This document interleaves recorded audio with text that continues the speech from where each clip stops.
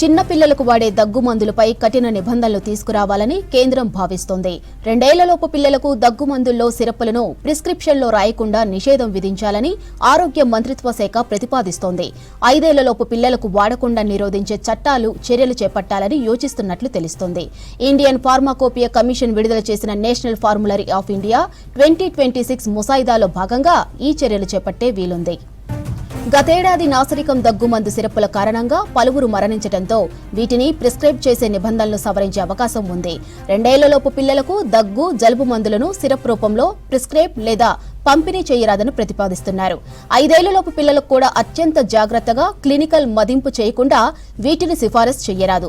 ఇక దగ్గు నివారణకు ఉపయోగపడే లిక్విడ్ ఓరల్ ఫార్ములేషన్స్ తో డైఇథిలిన్ గ్లైకాల్, ఇథిలిన్ గ్లైకాల్ వంటి హానికర పారిశ్రామిక రసాయనాలు ఉన్నట్లు తేలడంతో సిరప్పుల తయారీలో నిబంధనలను కఠినతరం చేసే దిశగా ఐపీసీ అడుగులేస్తుంది. దగ్గు మందుల్లో మలినాలు రాకుండా తయారీదారులు ఫార్మాకోపియల్ గ్రేడ్ సాల్వెంట్లనే ఉపయోగించాలి. రిజిస్టర్డ్ ల్యాబొరేటరీలో ముడి పదార్థాలు, తుది ఉత్పత్తులను బ్యాచ్ల వారీగా పరీక్షలు జరిపి సవివర రికార్డులను వివరించాలి. ఇండియన్ డ్రగ్స్ మ్యానుఫ్యాక్చరర్స్ అసోసియేషన్ వంటి పరిశ్రమల సంఘాలు ఈ ముసాయిదాను సమీక్షించి తమ స్పందన తెలుపుతాయి.